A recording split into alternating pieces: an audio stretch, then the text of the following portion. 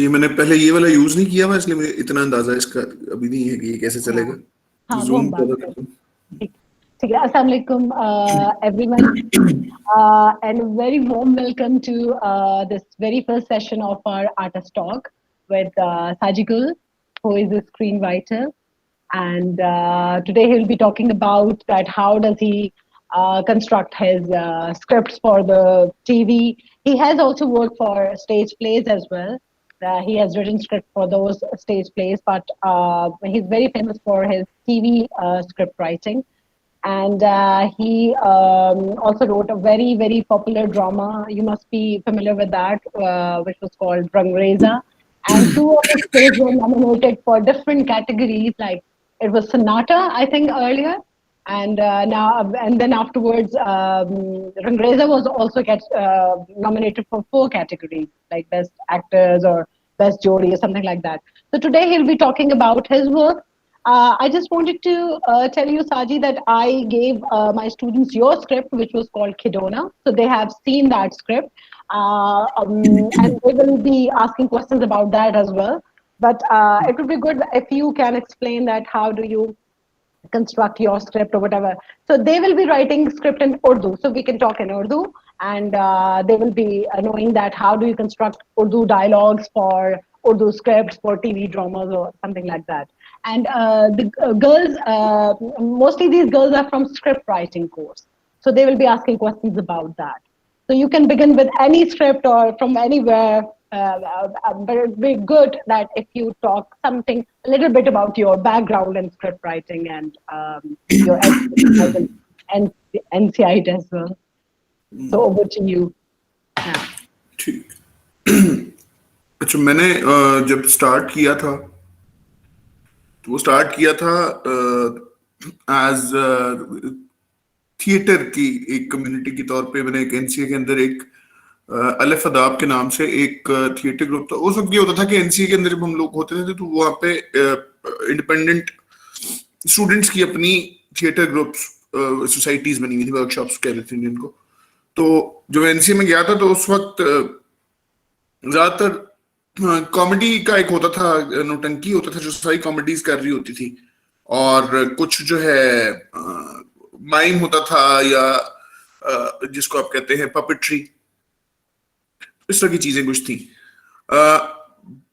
लेकिन मुझे जो चीज मिसिंग उधर लग रही थी वो थी कि लिटरेचर के ऊपर या उर्दू लिटरेचर पे या कोई सीरियस मिजाज की कोई चीज ऐसा मौजूद नहीं थी। कुछ होता है ऐसा, मैंने बाद में पढ़ा कि जो ग्रीक्स थे उनके यहाँ ट्रेजेडीज बहुत पॉपुलर होती थी क्योंकि वो बहुत मतलब फिलॉसफी को एंजॉय करने वाले और मतलब डीप चीजों को और इंटेलेक्चुअल चीजों को पसंद करने वाले लोग होते थे, जैसे ग्रीक्स थे ना। जैसे ही रोमन एम्पायर आई तो उसमें एकदम ट्रेजेडीज जो है वो फॉल कर गई और कॉमेडी पॉपुलर होना शुरू हो गई, और माइम्स और ये चीजें वो ये नॉर्मली तब होता है। ये एनसीए तकरीबन उसी वाले दौर से उस वक्त मेरे ख्याल से गुजर रहा था, एंटरटेनमेंट के हिसाब से और थिएटर्स के हिसाब से। नॉर्मली आप देखेंगे कि जितने भी डिक्टेटिव टाइप के टाइम पीरियड होते हैं उसके अंदर कॉमेडीज ज्यादा पॉपुलर होना शुरू हो जाती हैं, क्योंकि लोग या तो डिप्रेशन में होते हैं या एक ऑपरेशन होता है जिसमें आप चीजों को सब टेक्स्ट में कर करके लेके चल रहे होते हैं। जिस तरह इवन रोमन एम्पायर में जब माइम भी डेवलप हुई थी तो वो भी इसलिए हुई थी क्योंकि ये कहते थे कि उनके जो ग्लैडिएटर्स वाले जो ये एम्फी थिएटर्स होते थे उसके बीच में जब जगलर्स या उनको परफॉर्म करना पड़ता था, क्योंकि एक्टर्स खड़े होते थे तो वो इतना ज्यादा उनकी आवाम चीखना शुरू कर देती थी, हमारी आवाम की तरह इतना शोर मचा देती थी कि डायलॉग कुछ हो नहीं सकता था। तो इसलिए ये जगलर्स ने स्टार्ट किया और करते करते माइम जो आप सिर्फ बॉडी जेस्चर्स से और अपने डांस मूव से या किसी हद तक ड्रामेटिक उससे आप वो करते हैं परफॉर्म, तो वो उस तरह से कुछ खैर वो दूर भी बहुत बैठी होती थी ऑडियंस, तो हर जुमला पहुंच नहीं सकता था वहां तक आवाज का। वो मकसद कुछ इस किस्म का था कि डिपेंड कर रहा होता है कि किस टाइम पे क्या चीज पॉपुलर हो रही है। तो उस टाइम पे खैर वो एक ऑफ बीट चीज ये हो गई थी कि उर्दू लिटरेचर की तरफ हम लोगों ने थोड़ा सा मूव किया। फिर ये किया कि ये थोड़ा सा बताने का बैकग्राउंड बताने का ये इसलिए कर रहा हूँ क्योंकि ये जरूरी है एज अ स्टोरी टेलर आपके लिए बहुत जरूरी होता है कि आपको अपना फॉर्मेट समझ आ रहा हो कि आपने क्या करना है। मुझे उससे ये लगता था कि जैसे नौटंकी वहां पे जब होती थी तो वो सिर्फ कॉमेडी के ऊपर स्टिक करते थे, या माइंड वाले सिर्फ माइंड पे स्टिक करते थे, या पपेट्री वाले सिर्फ पपेट्री पे, वो उन्होंने अपने आप को बड़ा लिमिटेड कर लिया था स्कोप को।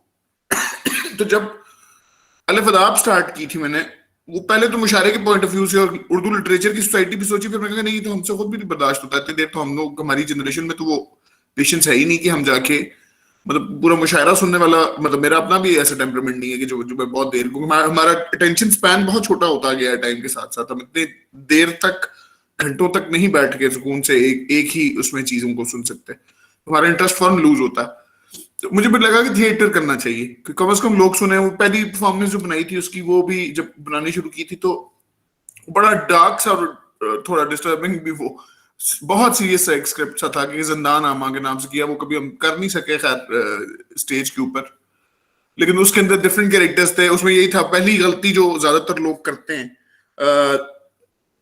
स्टूडेंट्स नॉर्मली करते हैं, उसके अंदर यही गलती होती है कि आपने स्टोरी को उस तरह से सोचने के बजाय ज्यादा कैरेक्टर्स सोच लिए, और कोई कैरेक्टर अपनी बात कर रहा है, कोई अपनी बात कर रहा है। तो जिंदान आमा में बहुत सारे कैरेक्टर्स थे जो अपनी अपनी छोटी छोटी, मतलब आप इमेज ज्यादा था, वो फ्लो और यूनिटी उसमें मुझे कम लगती थी, इसलिए फिर बहरहाल इन दी एंड, और बहुत बड़े बजट की चीज सोच ली थी जो कि पॉसिबल नहीं थी उस तरीके से, वो फिर हमने ड्रॉप की।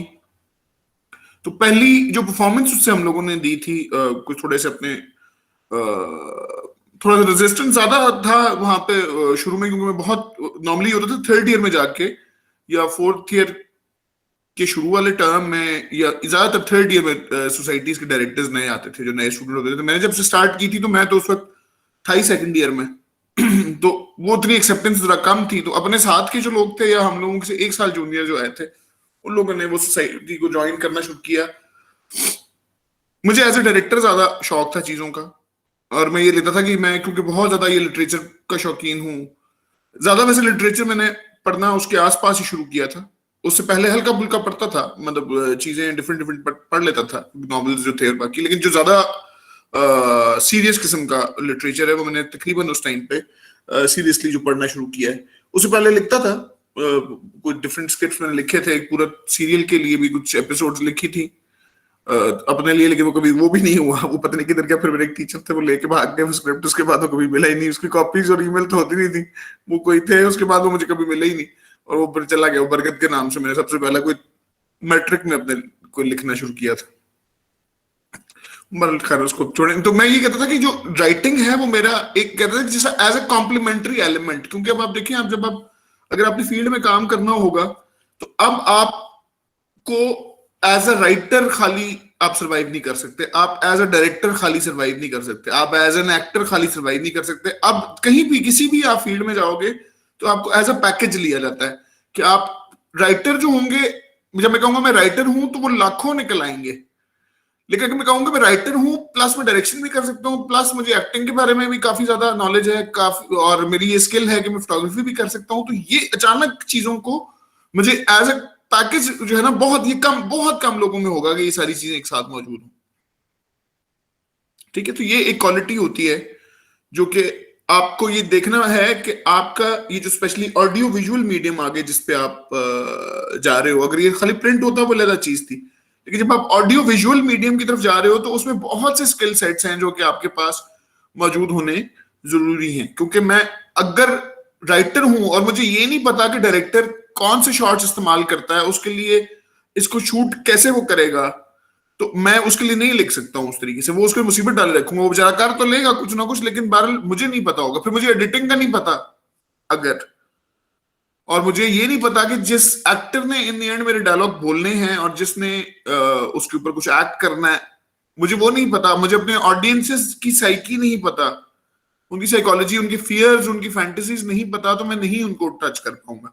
तो इसलिए एज मतलब सारी चीजें, मतलब बहुत से, जिस तरह संजय लीला भंसाली का म्यूजिक का और डांस का उसकी अंडरस्टैंडिंग है, तो आपको उसकी फिल्मों के अंदर वो चीज पूरी नजर आएगी। वो आर्ट डायरेक्टर के तौर पे स्टार्ट हुआ था, तो आर्ट डायरेक्टर वाली चीज आपको संजय लीला भंसाली की हर चीज में पूरे तरीके से, हर फिल्म में उसको आपको बहुत एक्सैजरेटेड भी लगेगी, लेकिन वो जो खूबसूरती है एक एक शॉट की एज अ आर्ट डायरेक्टर, वो सब नजर आएगी। तो वो बहरहाल मैंने जब स्टार्ट किया था तो ये एक राइटिंग को एज एन एडिशनल क्वालिटी के तौर पे मैं अपने लेता था कि ये एडिशनल क्वालिटी एक मेरी है कि मैं एज अ डायरेक्टर साथ लिख भी सकता हूँ। बहरहाल वो एक कलम स्याही और मंटो के नाम से हमने पहला अडेप्टेशन की शक्ल में कुछ चीजें की थी अलिफ अदाब से। उसमें ये किया था कि एक मंटू डे आया। अच्छा, वो हमें अपॉर्चुनिटी इत्तेफाकन वो मिल गई उसी टाइम पे, तो हम लोगों ने सोचना शुरू किया उसके बारे में। थोड़ा सा प्रोसेस में साथ साथ इसलिए बता रहा हूँ ताकि आपको भी समझ आता जाए डिफरेंट टाइम्स पे कौन सी चीज को कैसे अपॉर्चुनिटी को बिल करते हैं। अब हमारे साथ एक था, उन्होंने किया, उस वासिफ चौधरी भी नया नया उसने स्टार्ट किया था। वो था उस वक्त वहाँ का एक लाहौर का एक स्कूल था, चलो खैर मेरे ज़हन नाम इस वक्त स्किप हो रहा है, एलजीएस तो नहीं था, उसी टाइप का कोई स्कूल था। तो वो एक परफॉर्मेंस लेके आए हुए थे कि क्या मैं अंदर आ सकता हूँ के नाम से वो था, और वो बड़ा सीरियस तरीके से उन्होंने मंटो को एक सीधा सीधा एक पीली बत्ती में जो किया होता है प्ले। अच्छा, मेरी फिलोसफी नहीं है, मेरी फिलोसफी ये है कि अगर आपने उर्दू लिटरेचर, जैसे ही आप उर्दू लिटरेचर पे थिएटर का नाम सुनते हैं तो साथ ही आपको जमाइयां आना शुरू हो जाती हैं और आप बोर हो जाते हो। उसकी वजह यह है कि उसको हमेशा प्रेजेंट बड़े गंदे तरीके से किया गया है, मैंने बहुत बोरिंग तरीके से हमेशा। जैसे जब तक पाकिस्तान टेलीविजन सिर्फ और सिर्फ पाकिस्तान टेलीविजन मजहब के या रिलीजियस कंटेंट प्रोड्यूस कर रहा था तो वो इंतहाई लगता था कि जैसे मतलब कोई बहुत पुरानी कोई दक्यानूसी सी कोई चीज है, कोई बहुत बोरिंग किस्म की कोई चीज है। इसलिए क्योंकि जो आप साथ विजुअल उसके शो करते हो और आप जिस तरह उसको प्रेजेंट करते हो वो इंतहाई पुराने टेक्निक्स हैं। उसकी वजह से जब आप कंटेंट बोलना शुरू करते हो तो वो कंटेंट भी उतना ही पुराना और रिग्रेसिव लगता है सुनने में। मॉडर्न जो टीवी चैनल्स हैं उन्होंने हाँ वो करते करते बहुत ही वो रिलीजियस कंटेंट को भी उन्होंने बहुत ही कैपिटलाइज कर दिया। लेकिन बीच का एक टाइम पीरियड ऐसा जरूर आया कि आपको एकदम होता है कि अच्छा नात ऐसे भी शूट हो सकती है, या जिस तरह वो टर्किश वो था जिसमें वो ब्लैक रंग के कपड़े पहन के वो खड़े होते थे बंदे सारे और अच्छी शक्ल सूरत के लोग खड़े हुए वो पढ़ रहे। तो अब पहले थोड़ा सा एकदम हुआ कि अच्छा मॉडर्न कंटेम्प्रेरी भी है, मतलब ये जो रिलीजन हमारा है ये नहीं हुआ कि कोई घोड़ों का ऊंटों की दौर का था, ये अब के जमाने में भी चैलेंज कर रहा है। तो उर्दू लिटरेचर के साथ भी यही था कि आप सुनते साथ आपको जमाइयां आना शुरू हो जाती थी कि ओहो अब बोर होने के लिए अब 1.5 घंटा कौन बैठेगा, 1 घंटा कौन बैठेगा वहां पे। तो बहरहाल हम लोगों ने जब वो फेस्टिवल हुआ मंटो का, तो आप जब हम लोगों ने वहां पे वो करना शुरू किया तो उसमें ये आया कि मैंने कहा कि अच्छा हम ये करते हैं, उस अफसानों की किताबें वहां पे मिलती थी, बुरी सी प्रिंट हुई भी होती थी, तो मंटो के अफसाने थे वो हमने लिए, उसमें से चूज किए कि अच्छा ये हमें ये बड़ा अच्छा लग रहा है। यजीद नाम का एक था उसके अंदर, एक उसके अंदर था 1919 की एक बात, वो भी अच्छा लगा। फिर एक बहुत छोटा सा उनका था स्याह हाशिए के नाम से एक था, छोटे छोटे खाके से थे, मतलब सिंपल वो लिखे हुए जिसके अंदर वो गंगाराम हॉस्पिटल के सामने एहतजाज कर रहे हैं लोग, वो था। फिर एक था गोरमुख सिंह की वसीयत। अच्छा ये चीजें थी। अब मुझे ये लगा कि अगर मंटो डे है तो एक प्ले करने के बजाय ये तो सारी की सारी चीजें बहुत इंटरेस्टिंग लग रही हैं। तो हम लोगों ने ये किया उसमें कि ये सोचा कि हम 5 स्टोरीज उठाते हैं और 5 स्टोरीज में एग्जैक्ट वो लफ्ज इस्तेमाल नहीं, जरूरी नहीं है कि एग्जैक्टली वही जुमले उठा के यूज करें जो कि मंटो ने जिस तरीके से वो लिखी है। हम सिर्फ ये करें कि जैसे शेडो थिएटर एक होता है, वो पता नहीं आप में से किसी ने गुस्सा से देखा हुआ है कि नहीं, लेकिन वो बड़ी इंटेंस सी उसकी फीलिंग्स होती हैं जब आप देखते हो। तो वो एक ऐसी टेक्निक है, वो मैंने पपेटियर्स को करते हुए देखा हुआ था पहले। वो खैर छोटे छोटे प्रॉप्स रखते थे, प्रॉप्स होते थे हल्का फुल्का ह्यूमन ऐड करके, तो वो काफी ऐसा लगता था जैसे कोई सिनेमा पे कोई चीज शूट हो रही है। और वो कैमरा से जैसे वो लाइटें होती थी इतने छोटे छोटे साइज की, सामने स्क्रीन होती थी, पीछे उन्होंने छोटे छोटे प्रॉप्स बनाए होते थे, लाइट्स को करीब करते थे उन प्रॉप्स के तो वो प्रॉप्स बहुत बड़े नजर आना शुरू हो जाते थे। जब उनको दूर करते थे लाइट को तो वो छोटे लगना शुरू हो जाते थे। जो एक वो है आपने देखा होगा कभी कैंडल्स आपने जलाई नहीं हो लोड शेडिंग के दौरान, तो आप हाथ करीब करते हैं तो बड़े बड़े हाथ हो जाते हैं, फिर आप दूर करते हैं तो शेडो छोटा हो जाता है। इसी तरह जब आप स्क्रीन के करीब होते हैं तो जब आप ज्यादा करीब खड़े हुए हैं तो आपका शेडो छोटा हो जाता है, जब आप उससे दूर जाते हैं तो शेडो बड़ा होता जाता है। तो इस चीज को यूज करके बड़े 3 डायमेंशनल किस्म के शेडोज जो हैं वो क्रिएट होते थे उससे।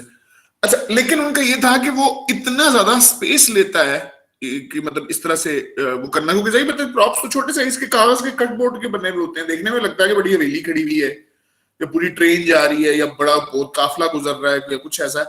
लेकिन क्योंकि वो लाइट होती है, लाइट की वजह से आपको वो पूरी इतना सा प्रॉप, इतना बड़ा प्रोजेक्ट हुआ नजर आता है शेडो में। तो हम लोगों ने बहरहाल उसमें ये होता था कि फिर आपको शीट बहुत दूर रखनी पड़ती है, कि इतनी दूर होती है शीट कि आपका जो स्टेज है वो पूरा कवर हो जाता है शीट से। तो इसलिए शायद पपेटियर्स जो हैं उन्होंने हमेशा ये करते थे कि वो शीट के पीछे रहते थे, वो उस स्क्रीन के आगे नहीं आते थे। हम लोगों ने कलम से और मंटो में ये थोड़ी सी टेक्निक खेली उसके अंदर, कि जो शीट थी, जो उसकी स्क्रीन थी शेडो की, उसके आगे थिएटर ऐड कर दिया साथ। तो उसमें मजे की चीज ये निकली कि हमारा जो वो 5 स्टोरीज थी उनको हमने चेंज करने के लिए दिखाया कि बीच में एक नरेटर की तरह कोई शख्स है जो कि कोई दोस्त है मंटू का, जो मंटू को लेटर लिख रहा है उसकी डेथ के बाद। अच्छा, जबकि लोग उसी को मंटू समझना शुरू रहते थे। वो जो एक होता था हमारा दोस्त, उसके लंबे से थोड़े से बाल थे और सिगरेट दिखाया हुआ होता था, वैसे उस वक्त तो बैन ही हो रहा है वो, लेकिन सिगरेट दिखाया हुआ होता था। तो उसके बाद ये था कि वो इतना बड़ा सिगार स्पेशली लेके आता था, क्योंकि वो शेडो में ये चीज अच्छी लगती थी कि इतना धुआं निकल रहा है और इतना बड़ा सिगरेट, छोटा सिगरेट है वो, नजर ही नहीं आता था उसके ऊपर उतना।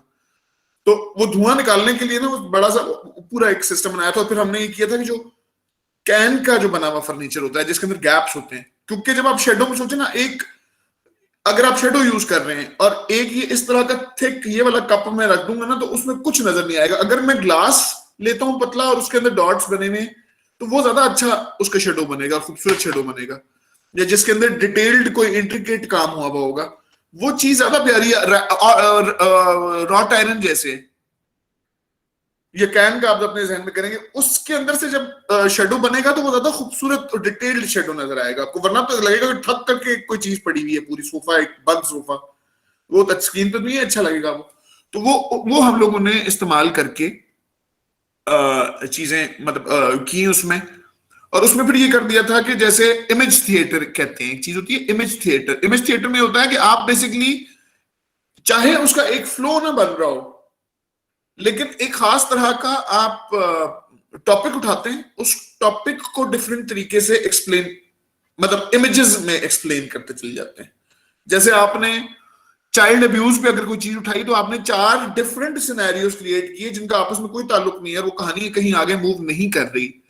उसके बावजूद ये हो रहा है कि वो 4 डिफरेंट, ये एक शेडो है, एक 2 बंदे यहाँ पे खड़े हुए हैं, एक इमेज कहीं और चल रहा है। मतलब इस तरह से आप सिर्फ इमेजेस और वो इंटेंसिटी उठा लेते हैं। हमारा जो कलम से आई मंटू की चीज हुई थी, उसमें सबसे अच्छी चीज हुई कि हम लोगों ने कहा कि हमें असल में अफसाने का कंटेंट और उसकी इंटेंसिटी उसी तरीके से रिप्रेजेंट करनी है स्क्रीन पे जितनी इंटेंसिटी वो पढ़ते हुए महसूस हो रही है। क्योंकि जैसे ही आप बिल्कुल एग्जैक्ट आपने अफसाना उठाया, वही जुमले उठा के सामने परफॉर्म करने शुरू कर दिए, तो वो अच्छे लगने बंद हो जाते हैं, क्योंकि वो स्टोरी उस तरह से लिखी ही नहीं होती। वो एक रीडर के लिए लिखी हुई कहानी होती है, वो स्टेज के लिए लिखी हुई कहानी नहीं होती। और जो डिटेल्स आ रही होती है मोनोलॉग में कि उसने ये महसूस किया कि उसके वो पतझड़ का एक पेड़ बन गया और उसके पत्ते झड़ना शुरू हो गए, तो जाहिर है ये आप ऐसे तो नहीं स्क्रीन के ऊपर दिखा सकते कि कोई है, किसी के बाल गिरना शुरू हो गए या वो दरख्त निकला है। वो तो फैंटेसी मूवीज में तो आप कर लेते हैं, लेकिन वैसे तो नहीं कर सकते। तो ये डिटेल तो जाहिर है मिस आउट हो जाती है फिर स्क्रीन पे से। आप जब सिंपल जुमले ही बोलते हैं उसके, तो वो बुरे लगने शुरू हो जाते हैं कि ये क्या कर रहा है और ये क्यों कर रहा है और ये इंटेंसिटी नहीं आ रही। तो वो इसमें ये था शेडो में कि जैसे एक बंदा अगर स्क्रीन के सामने खड़ा हुआ, एक लड़की आई, ठीक है, जिस तरह उसमें था 1919 की एक बात, जिसमें एक तवाइफ होती है जिसका भाई जो है वो बेसिकली तो वो पिंप होता है, लेकिन वो जलियांवाला बाग का वाकया जब होता है तो रिएक्ट करने के लिए वो खड़ा होता है सामने जाके और वो फौजियों से लड़ता है, और अचानक वो मरता है तो वो शहीद पॉपुलर हो जाता है और सारे उसको वो कहते हैं कि देखो कितना।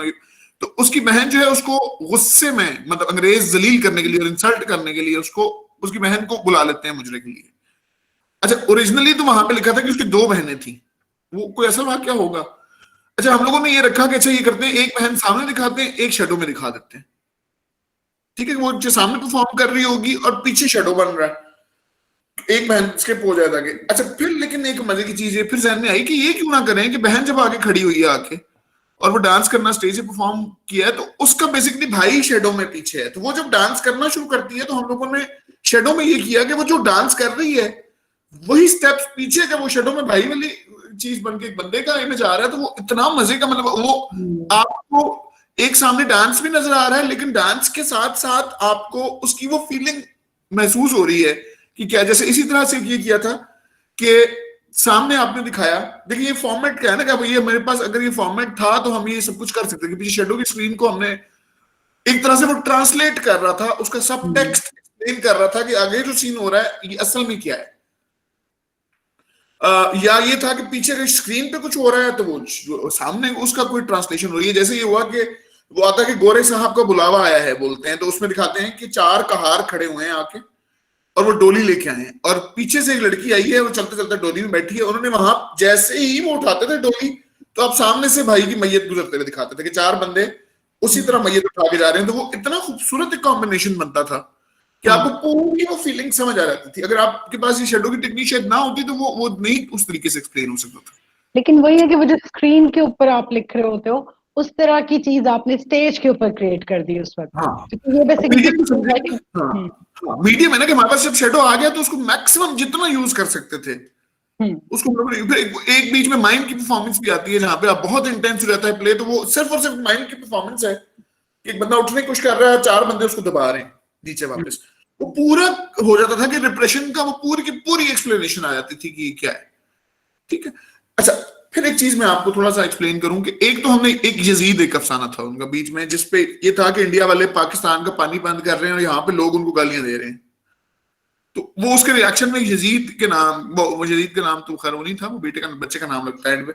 वो बरल उसमें दिखाते हैं कि वो बंदा आता है और वो कहता है कि उनको गालियां दे के क्या होगा, वो मतलब जब जंग होती है तो फिर तो हर तरह का दाव इस्तेमाल करता है इंसान। मतलब वो उस तरह का था कॉन्सेप्ट कि तुम लोग यहाँ पे बैठ के सिर्फ गालियां दे दे के, जिस अभी भी हमारा वो होता है कि जी यहाँ पे बैठे हुए हैं को खाके बने, आपने यहाँ पे गालियां दे दे दे दे दे के उसके ऊपर करके अपना वो गुस्सा पूरा कर लिया। तो वो बाबा कहता है कि भाई जब 2 दुश्मन दाव के लिए उतरते हैं और एक अखाड़े में उतरते हैं तो फिर आप ये नहीं कह सकते कि अब तुम ये दाव इस्तेमाल नहीं कर सकते तो वो दाव इस्तेमाल नहीं कर सकते। या ये नहीं होता कि जंग जब होती है तो आपको कहते हैं कि इस तोप से मुझे नहीं मारना, इतने बोर की बंदूक से नहीं मारना, अलबत्ता तुम वैसे मुझे मार लो बेशक।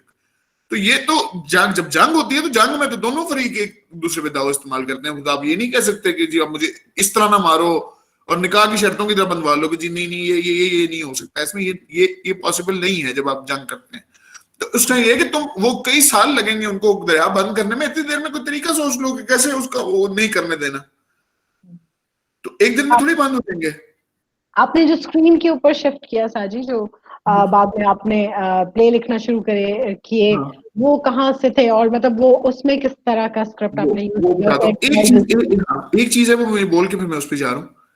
अच्छा, ये मकसद बताने का ये है, एक जुमला में बोल रहा हूँ कि होता ये है कि स्पेशली जब आप चीजों को अडेप्ट कर रहे होते हैं तो कुछ चीजें वैसी नहीं आ सकती स्टेज पे या स्क्रीन पे जैसी वो होती हैं, ओरिजिनली जैसी लिखी गई होती है। ये नहीं होता कि उसने गलत लिखा है राइटर ने, या आप उसको कोई ब्लास्फेमी कर रहे हो उसको उस तरह से ना दिखा के। लेकिन मसला ये है कि स्टेज की अपनी एक साइकी है और फिर इसी तरह टीवी की अपनी एक साइकी है। आप जो स्टेज पे करते हैं वो आप टीवी पे नहीं कर सकते। बहुत से स्टेज प्लेस बाद में टीवी पे गए हैं, लेकिन आप अगर आप उसी तरह करना शुरू कर दें तो वो बुरे लगने लगेंगे आपको बिल्कुल नए तरीके से। जैसे Phantom of Opera basically stage की एक चीज थी, वो जब फिल्म में गई है तो आपने फिल्म की तरह की है ना, फिर आप जबरदस्ती उसको फैंटम ऑफ ओपरा वो तो नहीं बना सकते।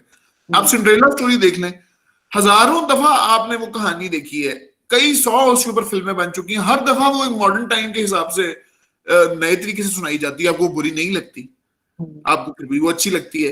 लेकिन ये नहीं होता कि वो कहानी बेसिकली सिर्फ अच्छी है, ये है कि जाहिर है उसको अडैप्ट अच्छे तरीके से किया गया है, डिफरेंट उसकी इंटरप्रिटेशंस डिफरेंट टाइम्स में डिफरेंट तरीकों से उनको सुनाया गया। जैसे हंट्समैन वाली जो स्टोरी है, स्नो वाइट एंड हंट्समैन है, उसी के साथ I mirror mirror on the wall, वो एक ही स्टोरी है स्नो वाइट की, लेकिन आप देखिए दोनों की इंटरप्रिटेशन कितनी मुख्तलिफ है एक दूसरे से। एक इंतहाई डार्क तरीके से सुनाई गई है, एक इंतहाई कॉमिक और लाइट वे में सुनाई गई है। और वो सेब को एक ही एलिमेंट है, उसको उन्होंने किसी और तरीके से यूज किया है डिजायर के तौर पे, यहाँ पे उन्होंने किसी और तरह से ग्रीड के तौर पे इस्तेमाल कर लिया।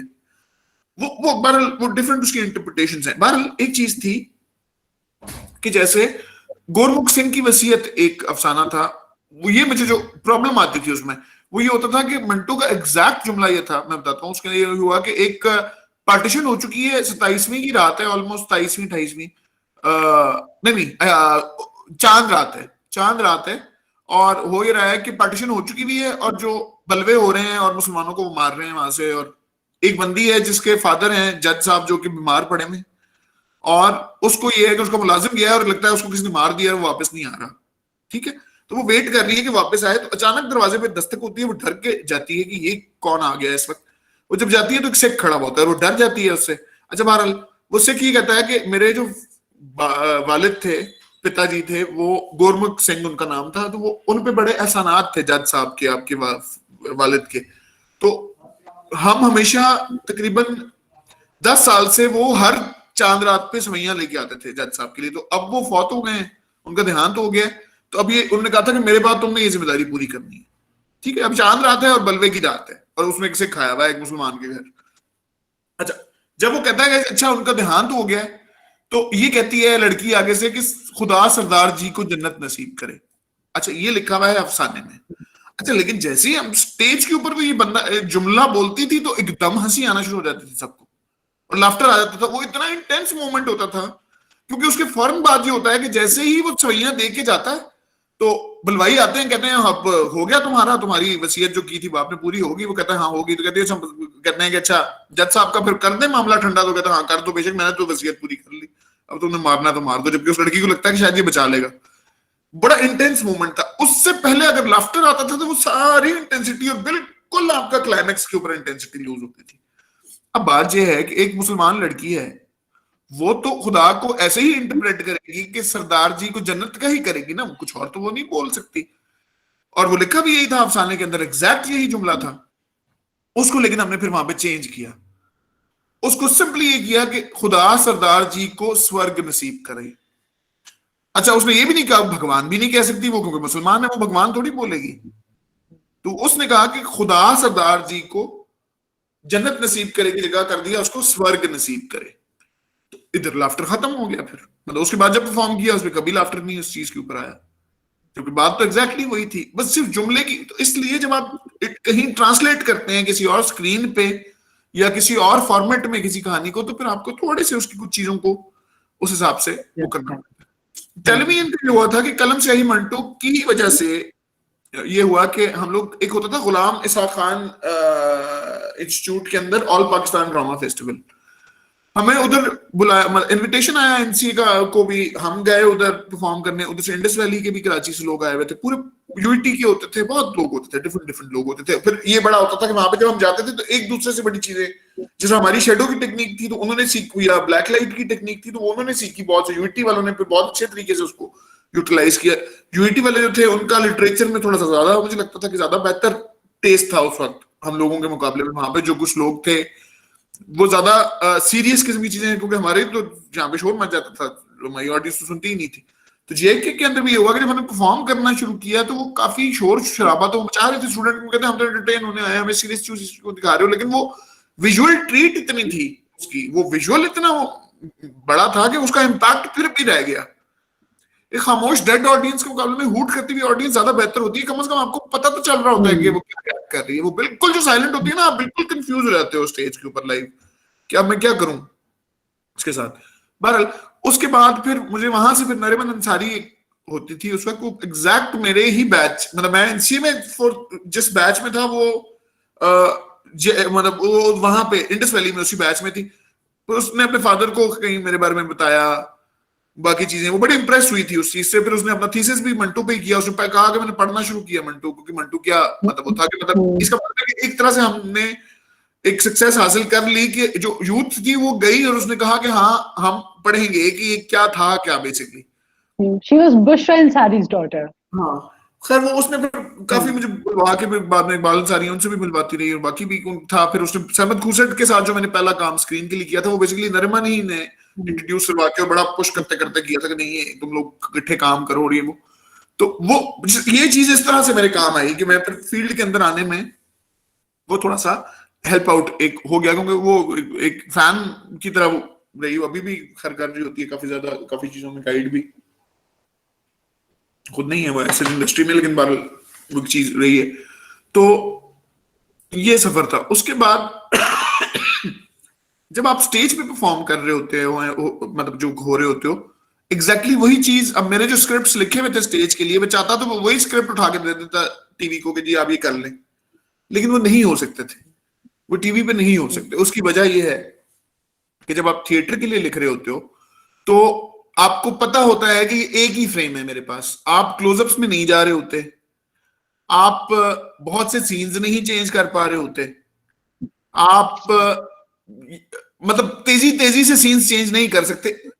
शेडो में तो हो सकता है। अब ये कि देखें, जो शेडो का इम्पैक्ट है थिएटर में वो टीवी पे नहीं है, क्योंकि टीवी स्क्रीन छोटी है तो जाहिर बात है वो शेडो भी छोटा हो जाता है। जब आप थिएटर में होते हैं और शेडो परफॉर्म करते हैं तो वो आपको लगता है कि सिनेमा की तरह इतनी बड़ी स्क्रीन है जो कि आपको डोमिनेट कर देती है। जब आप देखें ना, आप सिनेमा में जब बैठे होते हैं, लाइट बंद होती है, इतनी बड़ी स्क्रीन और इतनी ऊंची आवाज होती है कि आप तो कुछ और देख ही नहीं सकते उस टाइम पे। मतलब सिनेमा तो बिल्कुल आपके ऊपर आ रहा होता है और आपको उसको एक्सेप्ट करना पड़ रहा होता है। मतलब टीवी इस तरह से बिहेव नहीं कर रहा होता। टीवी तो एक छोटी सी एक चीज होती है जो आपके कमरे में मौजूद होती है। बस आप इर्द गिर्द मूव भी कर रहे होते हैं, बातें भी कर रहे होते हैं, उठ के भी जा रहे होते हैं, आ भी रहे होते हैं। टीवी ये नहीं करता कि आपके बिल्कुल डिक्टेट करते हुए इस स्टाइल में आ जाए। तो जब वो script is adapted according to the medium हाँ as हाँ, well. तो इसीलिए different फिल्म impact. बिल्कुल डिफरेंट तरीके से बात करती है और टीवी भी बिल्कुल मुख्तलिफ तरीके से बात करता है, क्योंकि वो मीडियम कुछ और है। ठीक है ना। इसी तरह ओटीटी प्लेटफॉर्म्स पे भी हो गया कि वो कहता है कि अकेला ले जाता है आपको। इस तरह से वो सिनेमा से मुख्तलिफ है कि सिनेमा में आप थोड़े से बोल्ड चल जाते हैं टीवी से, क्योंकि वो आप खुद चूज करके टिकट खरीद के एक जगह पे जा रहे हैं और बैठ रहे हैं। लेकिन फिर भी क्योंकि आप एक ग्रुप में बैठे हुए हैं, एक 1800 लोगों के या 500-400 लोगों के, तो उधर इतने खुली बहुत सी चीजें ऐसी हैं जो बहुत अनकंफर्टेबल कर देती हैं इंसान को। तो जब आप प्राइवेट मीडियम के तौर पे देख रहे हैं वेब पे चीजों को और अकेले बैठ के देख रहे हैं, या बड़ी एक लिमिटेड 2-3 लोग देख रहे हैं या तो, या 2 लोग देख रहे हैं, तो इसलिए वो कंटेंट बोल्ड भी हो जाए तो क्योंकि वो आप खुद चूज कर रहे हैं, आप खुद अकेले जाके देख रहे हैं, आपके साथ प्राइवेसी में और कोई डिस्टर्ब करने वाला कोई शख्स मौजूद नहीं है। जो इम्पैक्ट 2 लोग बैठे हुए एक चीज देख रहे हैं और कोई इंटीमेट सीन आ गया तो ऑब्वियसली आप थोड़े से अनकंफर्टेबल हो जाते हो। तो वो चीजें, इसलिए वो मीडियम्स मुख्तलिफ हैं एक दूसरे से, बहुत मुख्तलिफ हैं। Exactly.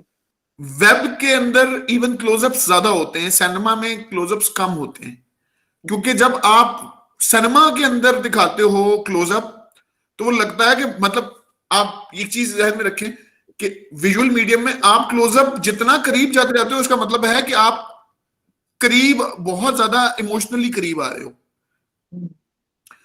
आप देखिए एक नॉर्मल डिस्टेंस होता है कि 3 फीट का डिस्टेंस, तो आपके बीच में 1.5-2 फुट का तो डिस्टेंस होता ही है जब 2 आम लोग बात कर रहे होते हैं। आप सिर्फ ये हो गए दिखाएं कि माँ है या बाप है या कोई लवर्स है तो वो बहुत ही करीब आ गए। आप जितने क्लोज, एक आपकी एक स्पेस है ना, आप उससे करीब किसी को नहीं आने देते। खासतौर पर लड़कियां इस चीज को बहुत ज्यादा वो रखती है ना बीच में कि किसी ने मुझसे कितने फासले पे खड़ा होना है। तो अगर आपको ये हो कि एक बंदा यूं मेरे मुंह के ऊपर चढ़ा है तो ऑब्वियसली आप अनकंफर्टेबल हो जाओगे। तो एक क्लोजअप का भी खास डिस्टेंस होता है। जब आप सिनेमा के अंदर जाते हैं तो उसमें आप बहुत दूर दूर के आप देखेंगे कि आपको सीनिक और वो पैनोरामिक किस्म के इमेजेस ज्यादा वो दिखाएंगे, वो विजुअल, और जो लोग हैं वो 2-2, 3-3 लोग खड़े हुए होंगे।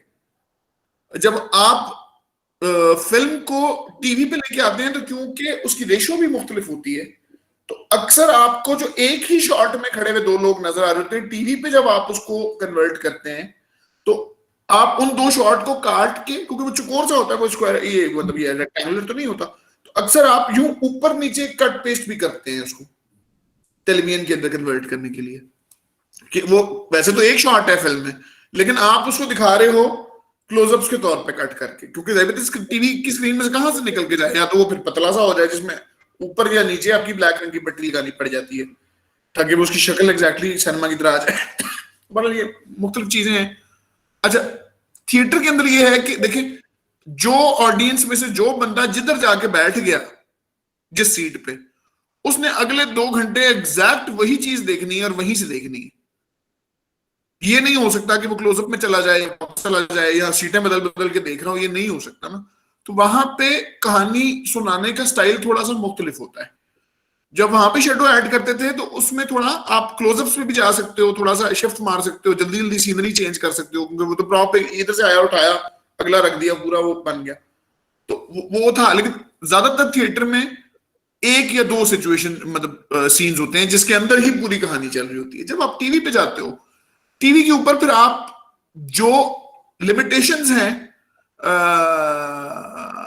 थिएटर की, उससे तो निकल आते हो कि आप टाइम और स्पेस के शिफ्ट्स बहुत इजीली दिखा सकते हो। आप ज्यादा सीन 1.5 मिनट के 2-2 मिनट के सीन्स में कोई 20 से 25 सीन्स, 12 से लेके 30 सीन्स तक भी आप एक दफा में दिखा सकते हो घंटे के अंदर अंदर, क्योंकि आप बेसिकली आ गए हैं दूसरी स्क्रीन के ऊपर। फिर यहां पे ये है कि यहां पे आप ये नहीं रख सकते कि एक एंगल हो, फिर आप क्लोजअप्स पे भी जाते हो, आप मास्टर शॉट पे भी आते हो, फिर आप 2 शॉट पे भी जाते हो, आप ग्रुप शॉट पे भी जाते हो, ओवर द शोल्डर शॉट पे भी जाते हो, आप नीचे से भी एंगल दिखा सकते हो, आप बर्ड आई व्यू भी दिखा सकते हो। तो आप बहुत सारी यहां पे जाके आपकी एक जो लिमिटेड ऑडियंस जो तो था फॉर्मेट था, उससे आप निकल गए। लेकिन आप पे फिर थिएटर के मुकाबले में एक चीज ज्यादा ऐड हो जाती है, थिएटर में आप बहुत सी गलतियां कर भी जाए तो लोगों को पता होता है कि लाइव चल रहा है, तो वो थोड़ा सा उसको एक्सेप्ट कर लेते हैं कि अच्छा ठीक है, कि भागते भागते गुजर गया बीच में से अचानक कोई चीज प्रॉप उठाने के चक्कर में, तो वो उसको आप एक्सेप्ट करते हैं। टीवी भी नहीं आप कर सकते कि कोई चीज गिरने लगी, भागता भागता बंदा टीवी में से गुजर गया, ये नहीं हो सकता ना। फिर वहां पे फिर ये होता है कि आपको बहुत रियलिस्टिक और बहुत बिलीवेबल चीजों को बनाना पड़ता है, जो थिएटर में तो आप देखें, थिएटर में अक्सर ये होता था कि हम यंग लोग होते थे, 18-19-20 साल के, चलो 20-25 साल के होंगे मैक्सिमम, उस एज में अगर आप बूढ़े बनते हो स्टेज पे तो लोगों को इतना बुरा नहीं लगता, लेकिन जब आप स्क्रीन पे एक इतनी एज के बंदे को बूढ़ा दिखाते हो तो साफ पता चलता है कि ये बकवास है, वो बहुत बुरा लगता है। तो वहां आपको बिलीवेबिलिटी के लिए उसी एज का एक्टर चाहिए होता है, ठीक है। बहुत सारी जो आपको फ्रीडम्स भी मिल जाती हैं थिएटर की लिमिटेशन की वजह से, वो टीवी पे फिर चली जाती है, ठीक है। ये वाली कुछ चीजें हैं। कोई क्वेश्चंस अभी करने हैं तो कर लें, फिर मैं आगे ताकि मूव करना शुरू करूं। क्वेश्चंस अगर कोई करना चाह रहा है तो बेशक कर लें, ताकि मैं आगे फिर किसी और अपने दूसरा स्टोरी टेलिंग की और उस पर चला जाऊं। जी, स्टूडेंट्स कुछ पूछना चाहते हैं, क्योंकि आपने स्टेज का नहीं पढ़ा, आपने टीवी का पढ़ा, मीडियम स्क्रिप्ट राइटिंग में। बाकी में तो ये एक डिफरेंस देखेंगे कितना ज्यादा आ रहा है कि मीडियम और जो है उससे। जी, कोई क्वेश्चन करना चाहते हैं इससे रिलेटेड? कोई चीज अगर जानना है, अगर आपको इंटरेस्ट हो रहा है कि जी इस डायरेक्शन पे मुझे हमें बताएं, तो मैं उस तरफ, ताकि मैं फिर उसी हिसाब से आगे चलूं। आगे हमारे पास तकरीबन है कुछ 40 मिनट, आगे 42 मिनट है। नो, मैं ये कैरेक्टर के ऊपर ही बात करना चाहेंगे, क्योंकि इन्होंने डायलॉग क्रिएट करने हैं। जैसे आपके स्क्रिप्ट जो खिलौना है वो देखा इन्होंने, और उसमें यही है कि जो कैरेक्टर है उसके कैरेक्टरिस्टिक्स क्या हैं और कैसे देख लेते हैं क्या कह रहे हैं। आप बोल भी सकते हो मैम, हाँ बोल ले बेशक। You can turn on your mic, आप उससे पूछ लें तो ज्यादा बेहतर है। Can you turn on your mic, या फिर मैं पढ़ के बता दूं? देख लेते हैं। जी हाँ, ये पूछ रहे हैं सर, आप अपने आइडियाज को स्क्रिप्ट में कैसे चेंज करते हैं? अच्छा, आइडियाज का स्क्रिप्ट का, अच्छा एक चीज अपने जहन में रखिए कि वही है कि जब आइडिया आता है, कोई बहुत से आइडियाज होते हैं, कोई एक तरह का आइडिया तो नहीं होता। होता ये है, अच्छा चल ये अभी मैं जवाब देता हूं। होता ये है नॉर्मली कि जब आप आइडिया कोई आपको आता है, तो आपको, अगर आप अच्छे एक हो राइटर, तो आपको ये पता होना चाहिए कि जो मेरा आइडिया है ये किस फॉर्मेट के लिए है, सूटेबल है, क्योंकि हर आइडिया हर फॉर्मेट के लिए सूटेबल नहीं होता। हो सकता है, लेकिन मुझे जिस तरीके से वो कहानी समझ आ रही है, वो कहानी वो उसी तरीके से होगी, मतलब वो एक खास फॉर्मेट में होगी। फॉर एग्जाम्पल, अगर मुझे लगता है कि ये जो आइडिया है ये टीवी की स्क्रीन के लिए सूटेबल नहीं है, शायद ऑडियंस उस तरह से नहीं उसको रिलेट करेंगे। जैसे मैं कोई बहुत डीपर किस्म का टॉपिक या बहुत साइकोलॉजिकल थ्रिलर टाइप का मेरे जहन में कोई आइडिया आ रहा है, तो वो मुझे हो सकता है वेब सीरीज के लिए वो ज्यादा सूटेबल हो सकता है कि वो फिल्म की शक्ल में ज्यादा सूटेबल हो, वो टीवी ड्रामा की शक्ल में सूटेबल ना हो। फिर मुझे ये भी देखना है कि क्या ये शॉर्ट फिल्म, ये आइडिया इतना लंबा है कि इस पे सीरियल बन सके, या ये आइडिया में इतनी जगह है कि इसमें पूरा सीरियल मैं बना लूं, या ये आइडिया ऐसा है कि जिसपे मैं सिंगल प्ले ही चल पाएगा, या सिर्फ शॉर्ट फिल्म है कि इतनी सी बात है जो करनी है। तो आइडिया जब आता है तो आप उसको फॉर्मेट के हिसाब से सोचते हैं, क्योंकि आप सीधे नहीं लिखने बैठ जाते, आपको सोचना पड़ता है कि हो सकता है कि एक आइडिया जो हो ही नॉवल में, वो हो ही ना सकता, वो टेक्नोलॉजी अभी ना आई हो जिसपे आप सोच रहे हो, या वो कैरेक्टर्स ऐसे हो, या बाकी चीजें ऐसी हो जो कि टीवी स्क्रीन के लिए जो नहीं हो। तो हो सकता है कि मैं अफसाने की शक्ल में एक चीज को सोच लूं, मैं नॉवल की शक्ल में एक चीज को लिखना ज्यादा बेहतर उस टाइम के हिसाब से समझ रहा हूँ, या मैं वेब के हिसाब से एक्स्ट्रा आ गया है वो सोच रहा हूँ। तो आइडिया पे बहुत डिपेंड करता है क्या है। आइडिया की बेसिकली इंस्पिरेशन अगर आप पूछें कि आइडियाज की इंस्पिरेशंस कहां से आती हैं, तो आइडिया की इंस्पिरेशन ये होती है, देखिए सबसे पहले इंस्पिरेशन तो आप खुद होते हो। आपकी जो लाइफ चल रही है उनकी उसमें इर्द गिर्द जो लोग मौजूद हैं, आपकी अपनी फैमिली लाइफ है, उसमें इर्द गिर्द आपके इंस्पायरिंग कैरेक्टर। ज्यादातर मैंने ये देखा है कि अगर मैं असाइनमेंट दूं, एग्जाम स्पेशली जब होता था, एग्जाम दिया फॉर एग्जांपल कि जी अब आप कोई कहानी लिख के लाएं, अब और अपनी ओरिजिनल अडेप्ट नहीं करनी, तो आधी क्लास की तो घर की कहानियां मुझे पता चल जाती थी कि किसी के घर में क्या हो रहा है। इसलिए क्योंकि होता है इंसान सबसे पहले कहानी लिखता ही अपनी है। मैंने भी सबसे पहले जो लिखना शुरू किया था, एक चाहे अजाइब एक नॉवल की शक्ल में था, वो कंप्लीट अभी तक नहीं किया, तो वो उसमें अपने घर की सारी बातें ही बंदा लिखता है सबसे पहले, क्योंकि आप सबसे ज्यादा इंस्पिरेशन तो आपकी अपनी लाइफ होती है एक कहानी सुनाने में, और वो मेरा एंगल है जिससे मैं चीजों को देखूंगा। फिर ये हो गया कि अचानक कोई इवेंट हुआ, जैसे आपने सुना ये जैनब वाला वाकया जैसे हुआ, कसूर वाला, वो चाइल्ड अब्यूज पे, वो उस न्यूज ने एकदम क्लिक कर दिया। या आपने कोई और लिटरेचर पढ़ा, उस लिटरेचर के अंदर से आपके जहन में क्वेश्चंस खड़े हुए और उन क्वेश्चन से आपने कहानी क्रिएट कर दी एक नई। या आपने कोई पोइट्री का पीस पढ़ा, सिलसिले छोड़ गया वो भी जाते जाते, वरना इतने तो मरासिल थे के आते जाते। अब ये है फॉर एग्जांपल, अब इससे अगर आप कोई पूरा एक इंस्पिरेशन निकाल दें, पैगाम आए हैं प्यारे बेवफा के मुझे, जिसे करार ना आया कभी बुला के मुझे, अब इससे पूरी कहानी निकल सकती है। यहाँ पे एक कश्माला क्वेश्चन अच्छा पूछ रही है सर, आपके कैरेक्टर्स और सिचुएशन काफी आइडियलिस्टिक होते हैं, yet audience can relate to, जैसे जो अभी आप बात कर रहे हो तकरीबन वैसे ही है, क्योंकि जाहिर है कि कहाँ से इंस्पायर्ड है आपके अपने ideas. Can you tell us how we can work on characters personality? अच्छा, एक तो क्वेश्चन जो आइडियलिस्टिक वाली चीज है वो ये है कि देखिए, मैं कई ज्यादा मुझे जो चीजें अच्छी लगती थी, मैं खुद जो देखता हूं, मुझे हिस्ट्री वाली जो है मिडिवल टाइम की चीजें या तो अच्छी लगती हैं, या मुझे फैंटेसी अच्छी लगती है जैसे पैन्स लेबिरिंथ टाइप की हैं या इस तरह की चीजें, या मुझे साइ-फाई और ये पोस्ट एपोकलिप्टिक और साइंस फिक्शन अच्छा लगता है, जो हम तो टीवी पे नहीं कर सकते अपने, उसकी ऑडियंस यहाँ पे नहीं है और वो हम बना भी नहीं सकते, वो टेक्नोलॉजी नहीं है। लेकिन चीज ये है कि देखिए, मैं जब कहानियां लेके जाता था, जैसे कटवी चैटिक था, अगर आपने शायद वो देखा हो या देखिएगा, उसमें हो ये रहा है कि वो एक ऐसी लड़की की स्टोरी है जिसको मुर्गी खाने को नहीं मिलती। अभी कल परसों ही किसी ने कमेंट, जैसे पुरानी एक बीटीवी की कोलीग थे जिन्होंने जिंदगी में कभी कुछ नहीं किया उसके बाद ना कभी पहले, तो उन्होंने कहा ये तो असल कैरेक्टर ही नहीं होते, ऐसे तो लोग एग्जिस्ट ही नहीं करते, ये कैसे हो सकता है। तो भाई टेलीविजन के ऊपर जब आप जा रहे हैं तो इससे तो हैरी पॉटर तो हो ही नहीं सकता, फिर हैरी पॉटर ना लिखी जाती ना बनाई जाती, या लॉर्ड ऑफ द रिंग या गेम ऑफ थ्रोन्स ना बनाई जाती फिर, क्योंकि असल में कौन से वाले विंटर इज कमिंग में कौन से जन उठ के आ जाते हैं या मरे भी जिंदा होके आ जाते हैं। तो इस तरह मैं ये कहता हूं कि एग्जैक्ट कहानी को, मतलब की कहानी ये नहीं होती टीवी स्क्रीन पे कि आपने रियलिटी को उठा के चला दिया, वरना रियलिटी में कौन से क्लोजअप्स आते हैं, आप मुझे बताएं, आप जो बैठे हुए होते हैं तो कितने को क्लोजअप्स आ रहे होते हैं कि अभी से क्लोजअप देना तो वरना बात सुनूंगी वरना नहीं सुनूंगी, अब ये कह सकते हैं बोला, ये तो नहीं होता ना। मतलब आप जो टीवी पे चलता हुआ देख रहे हैं वो तो रियलिटी है ही नहीं, वो तो किसी सूरत रियलिटी नहीं है। कहाँ क्लोजअप्स में और शॉर्ट्स में चीजें आपको नजर आ रही होती है, आप याद कर लें, नहीं होती ना। या वो हैंडीकैम में भी देख लें, हैंडीकैम में कोई इस तरह से शॉर्ट्स और कट्स और एडिटिंग थोड़ी चल रही होती है, वो तो वही कैमरा यूं गया तो यूं आया तो यूं गया, ऐसे ही हो रहा होता है ना। तो रियलिटी तो टीवी पे होती ही नहीं है एग्जैक्ट देखा जाए।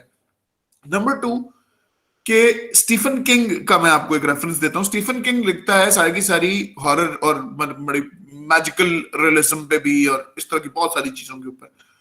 उसका एक इंटरव्यू में देख रहा था तो उसने उसमें यही कहा कि बेसिकली इमोशन है जो कनेक्ट करता है, it's the emotion that connects. Situation कुछ भी हो सकती है, वरना आप मुझे बताएं, एआई अगर आपने देखी हो जिसके अंदर रोबोट बच्चा है जो कि माँ और वो मतलब एक रियल ह्यूमन की तरह चाहता है कि उसको मां एक्सेप्ट करे और वेट करता रहता है, आप कैसे उस इमोशन से कनेक्ट, क्या आप रोबोट हैं या आपने रोबोट्स को देखा है कभी इस तरह करते हुए? नहीं देखा हुआ ना। तो वो इमोशन है बेसिकली, जो कि बेसिकली कनेक्ट करता है, ठीक है।